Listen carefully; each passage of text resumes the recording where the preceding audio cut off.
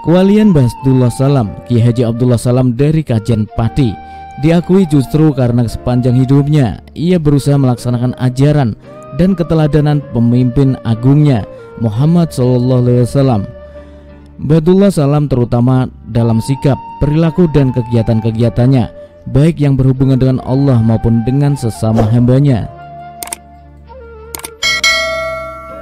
Berperawakan gagah, hidung mancung, mata menyorot tajam, kumis dan jenggotnya yang putih perak menambah wibawanya.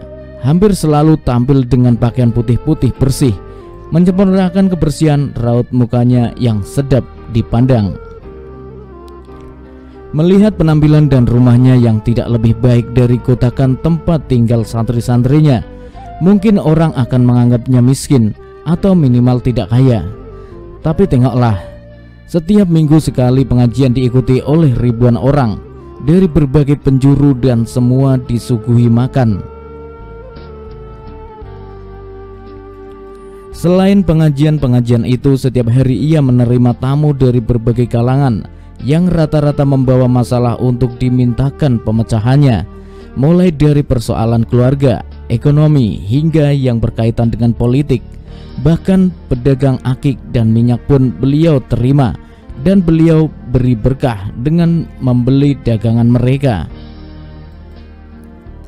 Ketika ia masih menjadi pengurus Syuriah NU, aktifnya melebihi yang muda-muda. Kiai Haji Abdullah Salam tidak pernah absen menghadiri musyawarah semacam Bahsul Masail, pembahasan masalah-masalah yang berkaitan dengan agama yang diselenggarakan wilayah maupun cabang. Pada saat pembukaan Muktamar ke-28 di Situbondo, panitia memintanya atas usul Kiai Syahid Kemadu untuk membuka muktamar dengan memimpin membaca Al-Fatihah 41 kali, dan ia jalan kaki dari tempat parkir yang begitu jauh ke tempat sidang semata-mata agar tidak menyusahkan panitia. Semasa kondisi tubuhnya masih kuat, ia juga melayani undangan dari berbagai daerah untuk memimpin khataman Quran, menikahkan orang, memimpin doa dan sebagainya. Ketika kondisinya sudah tidak begitu kuat, orang-orang pun menyelenggarakan acaranya di rumahnya. Bahdullah Salam, begitu orang memanggil Kiai Sepuh Hamidul Quran ini, meskipun sangat disegani dan dihormati termasuk oleh kalangan ulama sendiri, ia termasuk kiai yang menyukai musyawarah. Ia bersedia mendengarkan, bahkan tak segan-segan meminta pendapat orang, termasuk dari kalangan yang lebih muda. Ia rela meminjamkan telinganya hingga untuk sekedar menampung pembicaraan-pembicaraan sepele orang awam.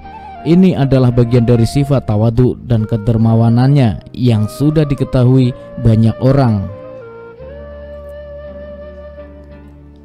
Tawadu atau rendah hati dan kedermawanan adalah sikap yang hanya bisa dijalani oleh mereka yang kuat lahir batin, seperti Bahdullah Salam. Mereka yang mempunyai sedikit kelebihan, jarang yang mampu melakukannya. Mempunyai sedikit kelebihan, apakah itu berupa kekuatan, kekuasaan, kekayaan, atau ilmu pengetahuan, biasanya membuat orang cenderung arogan atau minimal tak mau direndahkan. Rendah hati berbeda dengan rendah diri, berbeda dengan rendah hati yang muncul dari pribadi yang kuat.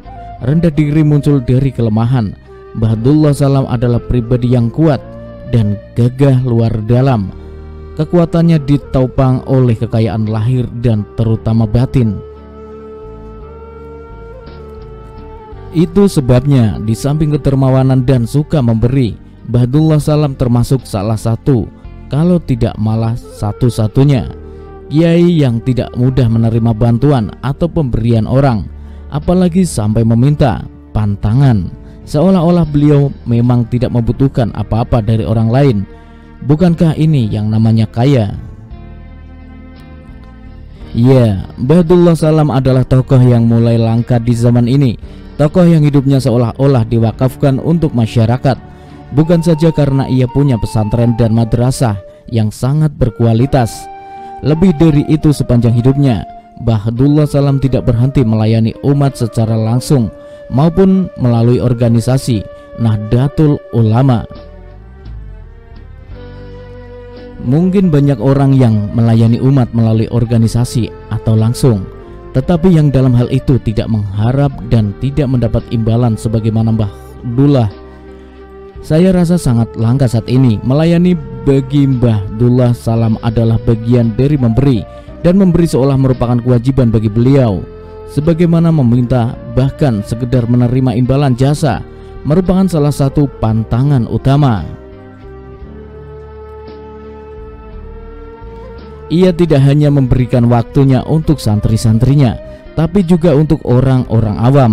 Beliau mempunyai pengajian umum rutin untuk kaum pria dan untuk kaum perempuan, yang beliau sebut dengan tawadhu sebagai belajar bersama.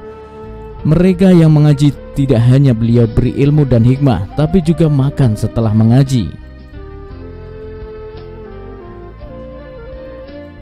Pernah ada seorang kaya yang ikut mengaji, berbisik-bisik, "Orang sekian banyaknya yang mengaji kok dikasih makan semua, kan kasihan kiai." Dan orang ini pun sehabis mengaji menyalami Mbah Dullah dengan salam tempel, bersalaman dengan menyelipkan uang. Spontan Mbah Dullah Salam minta untuk diumumkan agar jamaah yang mengaji tidak usah bersalaman dengannya sehabis mengaji, cukup bersalaman dalam hati saja, katanya. Konon orang kaya itu kemudian diajak Mbah Dullah Salam ke rumahnya yang sederhana dan diperlihatkan tumpukan karung beras yang nyaris menyentuh atap rumah. "Lihatlah, saya ini kaya," kata Mbah Dullah kepada tamunya itu. "Memang hanya hamba yang fakir ilallah lah, seperti Mbah Dullah Salam yang sebenar-benarnya kaya. Wallahu a'lam."